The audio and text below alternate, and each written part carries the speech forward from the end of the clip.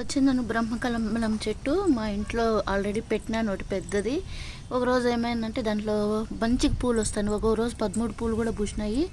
ఆ చెట్లోంటిది ఒకటి కొమ్మ ఒక రవ్వ ఏదో బై మిస్టేక్ ఇట్లో ఇరిగిపోయింది. అయ్యో భలే బేజారైంది ఆ రోజు అయితే నాకు. మళ్ళీ ఇంకా ఆ ఇరిగిపోయిండే కొమ్మ ఎత్తుకొని వచ్చి నాటినాను. అంతే చూడండి ఎంత బాగా వచ్చిందో. మనం అది ఇరిగిపోయింది నేను వదిలేసి నింటే ఈరోజు ఈ చెట్టు పెద్దది అయ్యిండదు. అట్లే ప్రతి సమస్యకు ఒక పరిష్కారం అనేది ఉంటుంది.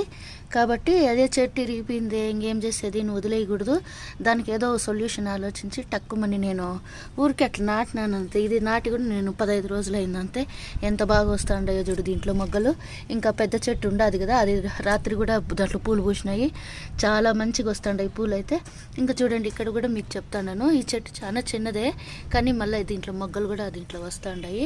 అందుకనేసి మనుషులకే ఏదో సమస్యలు వస్తూ ఉంటాయి, ఇంకా చెట్లకి ఏముంది. కానీ ఏదైనా సమస్య వచ్చినప్పుడు ఎవరైనా కానీ ఫస్ట్ సొల్యూషను పరిష్కారం ఆలోచించుకొని దానికి ఏం పరిష్కారం అని ఆలోచించుకొని దాన్ని ఇంప్లిమెంట్ చేస్తే ఇట్లా పూలు వస్తాయి. చూడండి మొగ్గలు వచ్చేసినాయి ఆల్రెడీ.